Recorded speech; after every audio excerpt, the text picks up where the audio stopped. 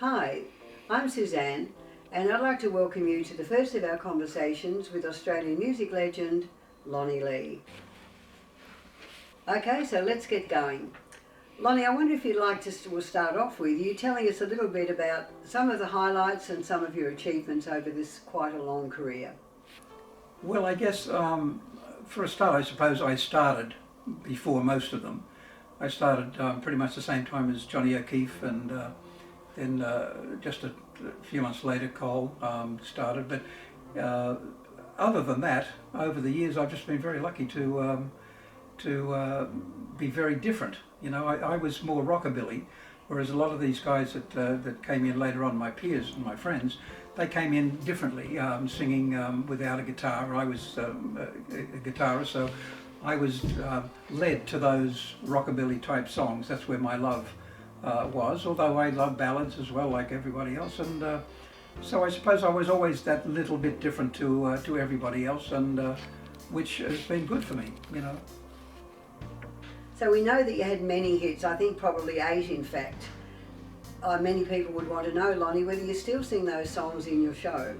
Well, I've had it. The hit parade thing is a funny thing because every state had their own hit parades. And in fact, a lot of the major regional towns also had their own hit parades. So you could be on a number one in Melbourne and not number one in Sydney. You could be like number 10 or 20 in Sydney, and the same in Perth and Western Australia and all of them. So it was all really, really different. I had, for example, a song from an album called A Night Out with Lonnie Lee, a song called Put Your Arms Around Me. That was number one in Perth. That was the only place that played it. But in general terms, I put it down what Festival have told me and the publishers have told me. I had 5 national number ones around the place, and that's on the national parades. Although, as I said before, there was a top 40 in Sydney to UE, and that could be number 2 or number 1 there, and then in 3UZ, the top 40 down there, it could be different. In fact, there was one occasion when I Found a New Love was number 1 here, and in Melbourne, the other side, Defenceless, got to number 1. And then strangely enough, as time went on, the I Found a New Love or Defenceless went down, and that flipped over, and the other side went up. So that became the first number 1, the first double-sided hit. Can you tell us how many albums you recorded and how many actual firsts in your career have you had? I do believe that there are a number of firsts, and perhaps you'd like to share that with us. Well, I've been very lucky in the first business.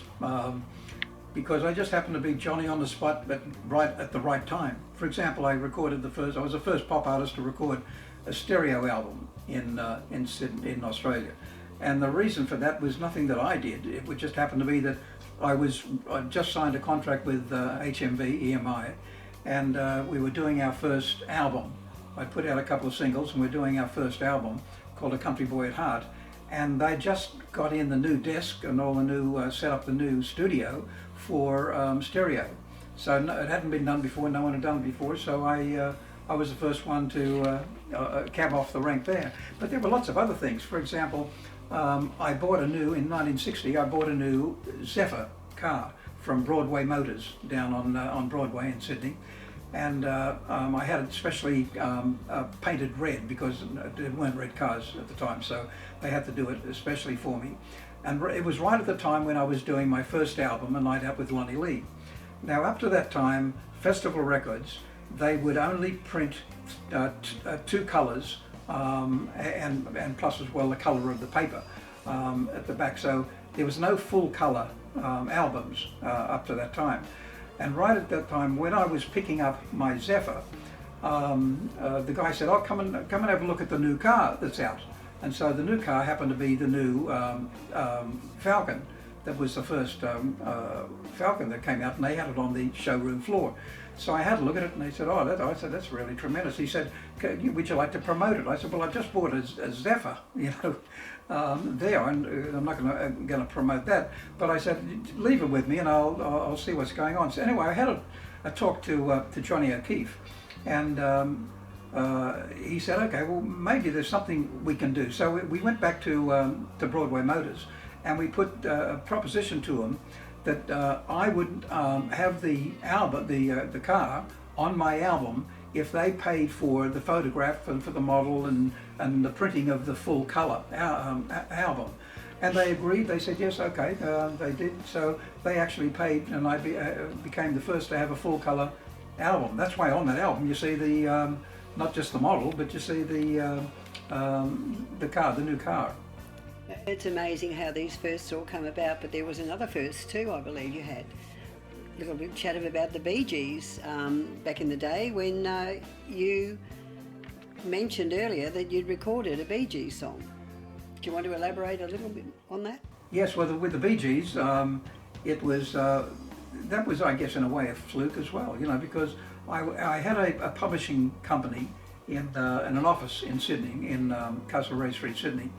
And one day I was in there and this, one of the people in the office, they said, there's a guy in the lobby and he wants to talk to you. He's got a guitar and he says he's got some songs for you. I didn't really have any I wasn't looking for any songs because I had plenty of songs that were given to me by publishers and whatever. I said, okay, so I went out to the lobby and saw him. He was a young guy, he's like 15, 16, a real fresh-faced young guy with an old sort of guitar.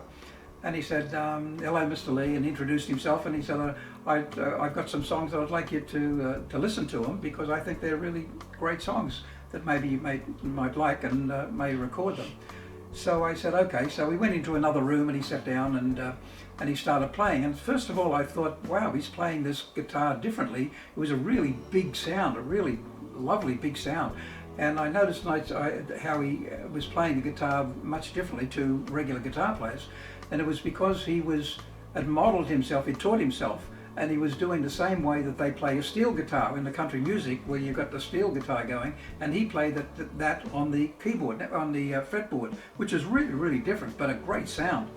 And that was the first thing that struck me about this guy. Then he started singing, and I thought, wow, he's got a really different voice, really good voice. And in the back of my mind, I thought, this guy, if he gets some opportunity, this guy's going to be a big star. He's got everything going for him. He's really, really different.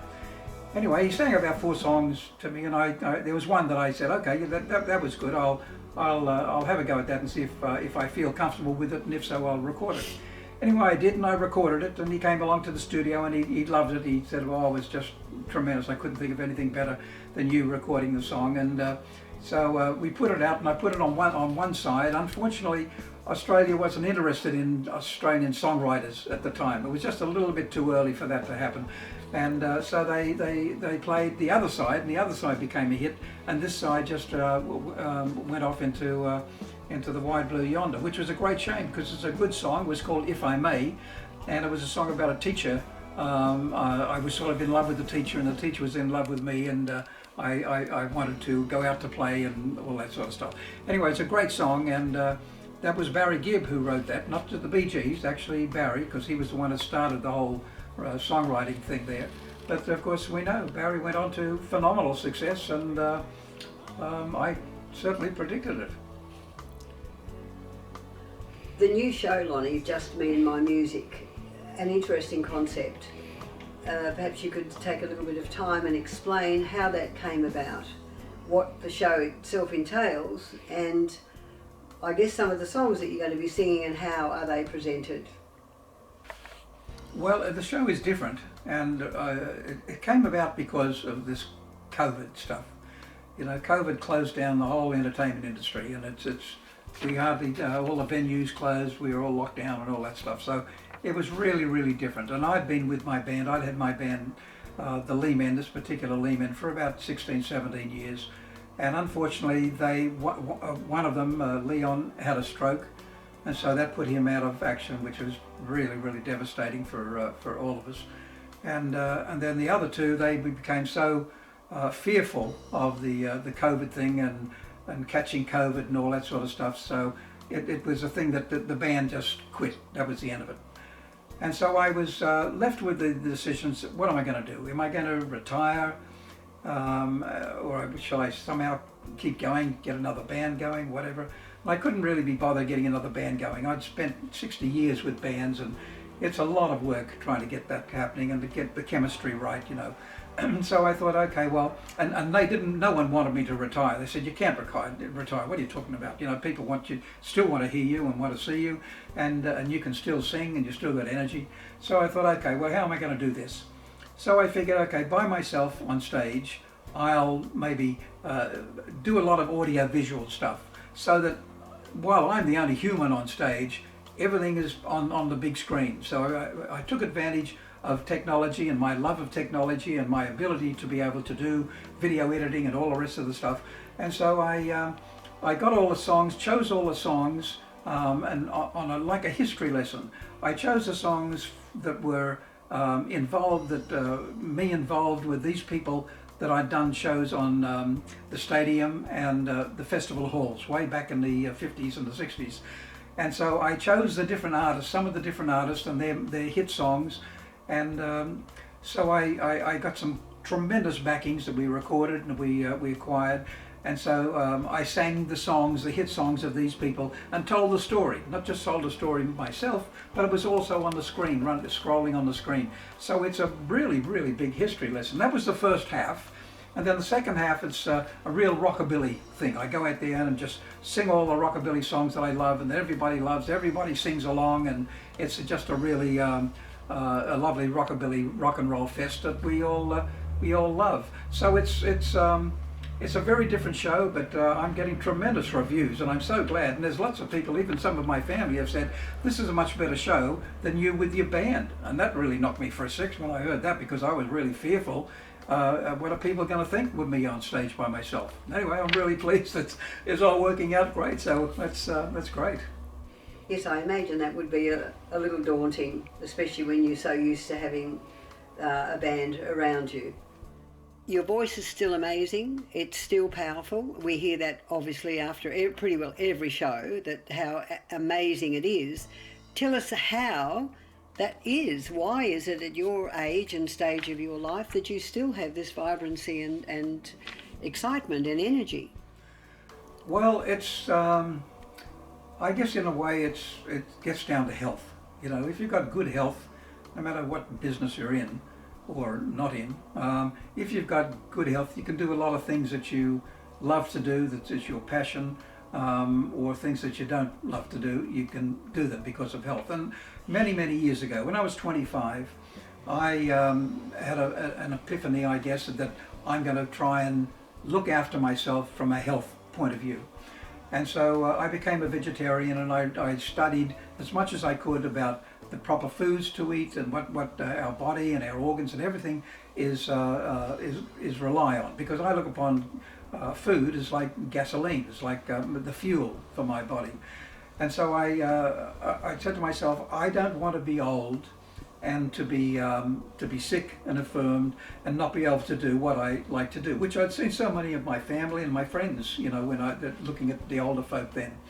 So anyway, that continued on. So today here I am in my 80s, and I'm very, very healthy. I walk 5, 6, maybe even more kilometers virtually every day, and everything's fine. So having the strength and the ability and the endurance to get on stage and do 2 hours on stage, as well as doing the setting up and the hour for after that, the meet and greet and all that sort of stuff, is to do with my health. And it's because I made a decision many, many years ago that I would be like I am today. So I stuck to it, and here I am.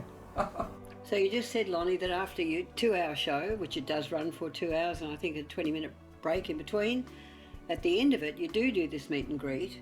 It's extremely popular.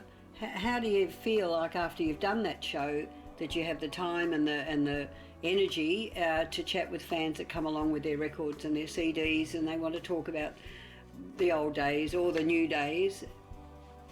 Well, you know, it's like another show, just like you said. It's in a way it's like a third show. I do first half, then I do the second half after a short intermission. Then as soon as I can get my breath, I'll go into the lobby out to the front out there where they mill around, and sometimes I'm there for an hour. It's even been an hour and a half sometimes, because everyone wants to take photographs. They tell stories. They bring along the old CDs and the cassettes and the albums and vinyl and whatever. So I sign all these things, autographs. They bring me beautiful old photographs that I had with them when they were like 14 and years and years ago. So it's a wonderful time for me. It's, in a way, it's as much pleasure for me doing that than it is to actually do the show, because the reason I'm doing the show is because of these folk, and here am I out there with them and hearing their wonderful stories and knowing that